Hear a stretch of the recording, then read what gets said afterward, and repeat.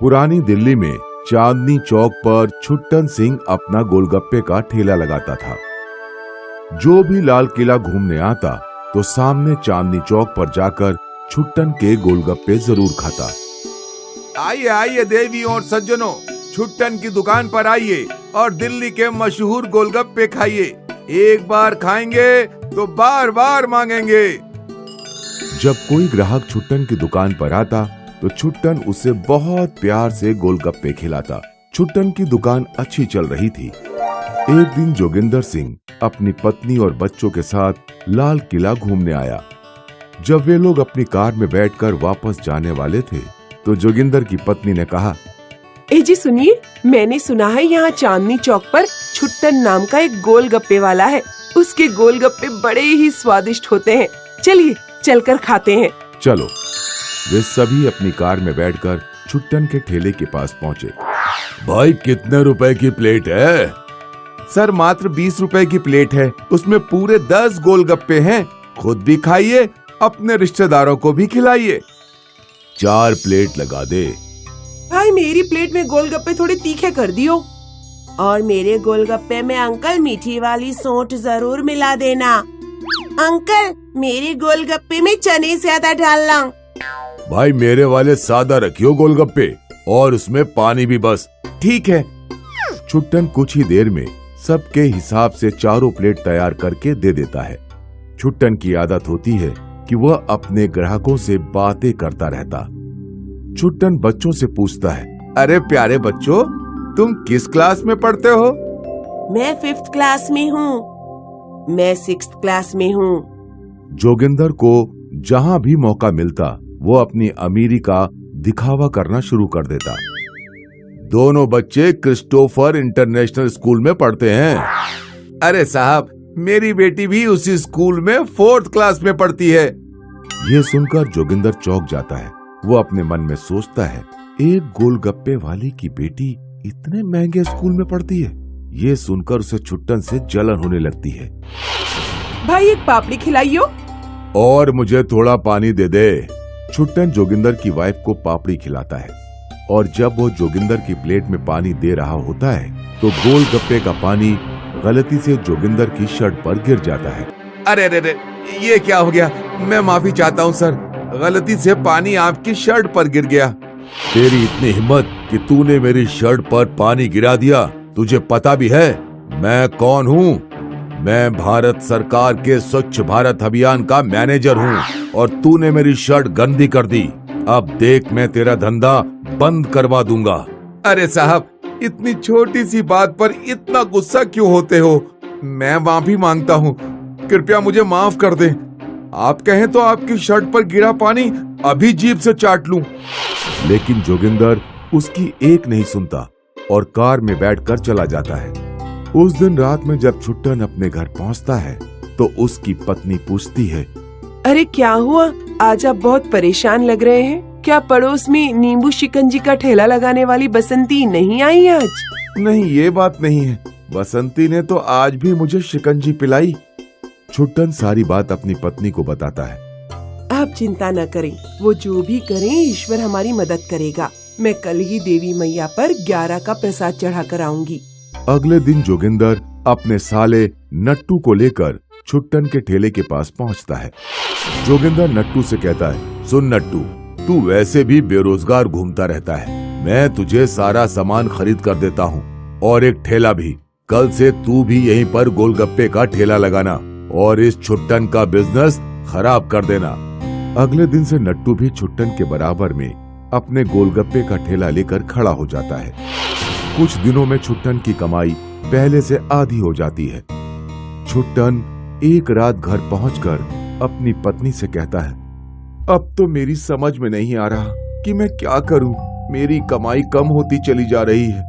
हम अपनी बेटी को अच्छे स्कूल में शिक्षा कैसे दिलवाएंगे? आप चिंता न करें, अभी 1 महीना ही हुआ है। हम और मेहनत करते हैं और अपने गोलगप्पों को और स्वादिष्ट बनाते हैं। आखिर कब तक वो नट्टू हमारे बराबर में खड़ा रहेगा? हमें अपने बिजनेस पर डटे रहना चाहिए, तभी हमारी जीत होगी और उस नट्टू की नाक कटेगी। नट्टू जोगिंदर के घर जाकर सारी बात बताता है। अगर ठेले पर लोग नहीं आ रहे हैं तो हम बराबर वाली दुकान ले लेते हैं। कुर्सियां भी डलवा देंगे, लाइटें वगैरह भी लगवा देंगे और एक सुंदर रिसेप्शनिस्ट को भी रख देंगे, तब तो लोग आएंगे। हाँ जीजा जी, सबसे ज्यादा जरूरत तो रिसेप्शनिस्ट की ही है। वैसे ही मेरी शादी नहीं हो पा रही है। जोगिंदर खूब खर्चा करके छुट्टन के बराबर में खाली पड़ी दुकान किराए पर ले लेता है और उसमें खूब महंगी कुर्सियां पड़वाता है और महंगी लाइटें लगवा देता है और रिसेप्शनिस्ट को भी रख देते हैं। कुछ लोग नट्टू की दुकान पर जाते हैं, लेकिन बाहर आकर कहते हैं, रिसेप्शन करने वाली तो बढ़िया है, लेकिन इतने बुरे गोलगप्पे मैंने अपनी जिंदगी में नहीं खाए। कई दिन बीत जाते हैं, नट्टू की दुकान बिल्कुल खाली पड़ी रहती है। एक दिन रात में जोगिंदर और नट्टू दोनों दुकान में बैठे होते हैं और बहुत उदास होते हैं। छुट्टन अपना काम निपटाकर दुकान पर जाता है और जोगिंदर से कहता है, भाई साहब, ऐसे बदला लेकर कोई बिजनेस नहीं चलता। कोई भी काम खुश होकर और सद्भावना से शुरू किया जाए, तभी उसमें सफलता मिलती है।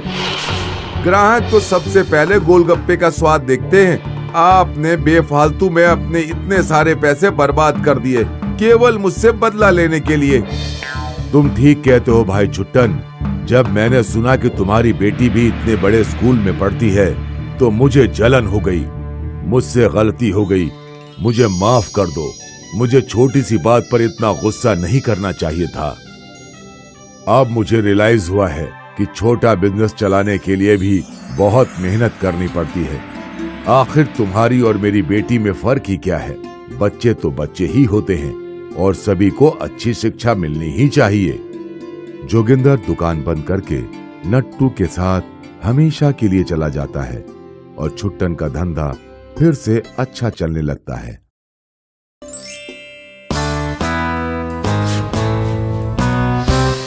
चुन्नीलाल ने पैसा कमाने के लिए आज तक न जाने कितने काम किए। कभी चूड़ी बेची, कभी खिलौने और कभी सब्जियां, लेकिन हर व्यवसाय में उसे घाटा ही हुआ। अब चुन्नीलाल ने एक नया काम शुरू कर दिया। उसने गांव के स्कूल के बाहर एक पानी पूरी का ठेला लगा लिया। आओ बच्चों, आओ आओ आओ आओ, चटपटी पानी पूरी खाओ, आओ आओ आओ। स्कूल की छुट्टी होते ही सारे बच्चे उसके ठेले पर इकट्ठा हो जाते। एक प्लेट पानी पूरी मुझे। नहीं, मुझे पहले। अरे रुको रुको, सबको बारी बारी से पानी पूरी मिलेगी। चुन्नीलाल की पानी पूरी का ठेला बच्चों का रोज का ठिकाना बन गया। चुन्नीलाल भी बच्चों से मीठी बातें करके उनसे बहुत सारी बातें जान लेता। अच्छा बताओ, कल कौन कौन पानी पूरी खाएगा? मैं। ये लो रवि, एक और पानी पूरी। आज तो बड़े खुश लग रहे हो तुम। हाँ, क्योंकि आज मम्मी ने मुझे एक नई सोने की चेन दी है। ये देखो। रवि के गले में सोने की चेन देख चुन्नीलाल की आंखें बड़ी हो गईं। उस दिन उसने रवि को बहुत ज्यादा पानी पूरी खिलाई। बस भैया, मेरा पेट भर गया। कितने पैसे हुए? सिर्फ 100 रुपए। 100 रुपए? मेरे पास तो सिर्फ 20 रुपए हैं। कोई बात नहीं, तुम मुझे अपनी ये चेन दे दो, मैं तुमसे बाकी पैसे नहीं लूंगा। मासूम रवि ने सोने की चेन उस धूर्त चुन्नीलाल को दे दी। कई दिनों तक चुन्नीलाल इसी तरह मासूम बच्चों की कीमती चीजें लेकर उन्हें बेवकूफ बनाता रहा। एक दिन रवि स्कूल से सीधा घर जाने लगा तो चुन्नीलाल ने उसे रोक लिया। क्या बात है रवि, आज तुम पानी पूरी नहीं खाओगे? नहीं, मैं रोज रोज पानी पूरी नहीं खा सकता। मम्मी पैसे नहीं देगी। पैसे की क्या जल्दी है, पैसे मुझे कल दे देना। सच? चुन्नी लाल की बातों में आकर रवि फिर पानी पूरी खाने लगा। वैसे अगर मम्मी पैसे नहीं देती है तो तुम पैसे चुरा लो। चुन्नी लाल की भड़काऊ बातें नन्हे रवि के मन में बैठ गई। अगले दिन रवि अपने घर में रखे रुपए चुराने लगा तो उसकी मम्मी ने उसे चोरी करते हुए पकड़ लिया। रवि, तुम पैसे क्यों चुरा रहे हो? मम्मी, मुझसे पानी पूरी वाले भैया ने कहा था कि मम्मी पैसे ना दे तो चुरा लेना। और तुम्हारी सोने की चेन कहाँ है? वो चेन तो मैंने पानी पूरी वाले भैया को दे दी। बेटा, तुम्हें पता है चोरी करना बुरी बात है। रवि की बात सुन उसकी माँ को बहुत दुख हुआ। अगले दिन स्कूल से छूटकर रवि जब पानी पूरी खाने गया तो चुन्नी लाल ने हमेशा की तरह उसे पानी पूरी खाने को कहा। ये लो एक और पानी पूरी। और बताओ रवि, तुमने पैसे चुराए? हाँ भैया, ये देखो। 2000। वाह वाह, बहुत अच्छे। कल जब तुम्हारी मम्मी और पैसे रखे तो वो भी ले लेना, इससे तुम बहुत सारी पानी पूरी खा सकते हो। चुन्नी लाल ने जैसे ही वो पैसे लिए, महिमा वहाँ आ गई और उसे रंगे हाथों पकड़ लिया। तो तू है वो धूर्त पानी पूरी वाला जिसने मेरे रवि की सोने की चेन ले ली और उसे पैसे चोरी करने को कहा। नहीं नहीं, मुझे माफ कर दो। ये लो तुम्हारे पैसे और सोने की चेन, इन्हें वापस ले लो, लेकिन मुझे छोड़ दो। मैं यहाँ से कहीं दूर चला जाऊंगा और आज के बाद कभी फिर ऐसा नहीं करूँगा। तुम्हें पुलिस में भेजना ही सही सजा है ताकि तुम किसी और बच्चे के साथ ये धूर्त हरकत ना कर सको। इस कहानी से हमें 2 शिक्षा मिलती है। पहली ये कि चालाक और धूर्त इंसान को अपने कर्मों की सजा जरूर मिलती है, और दूसरी ये कि हमें अपने बच्चों को धूर्त लोगों से बचाने के लिए उन्हें सही गलत का फर्क समझाना चाहिए।